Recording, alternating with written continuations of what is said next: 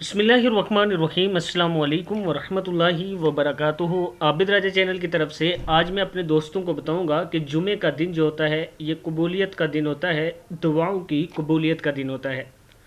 हालात हाज़रा के तनाज़ुर में इस कुरानी दुआ का खुसूसी एहतमाम करना चाहिए जुमे के दिन, ताकि अल्लाह ताला हम सब को इस वबा से बचा सके।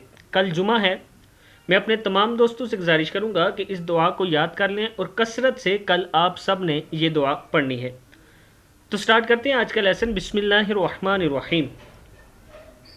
अलल्लाहि तवक्कलना रब्बना ला तजअलना फितनतल लिकौमिज़ ज़ालिमीन वनज्जिना बिरहमतिका मिनल कौमिल काफिरीन।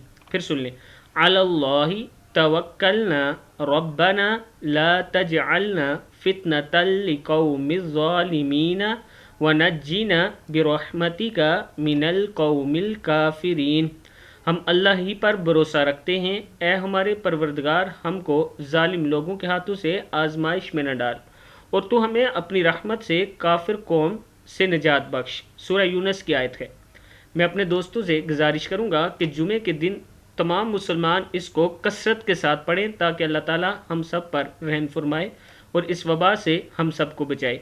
इस वीडियो को आपने आगे ज़रूर शेयर करना है। अस्सलामु अलैकुम वरहमतुल्लाहि वबरकातुहू।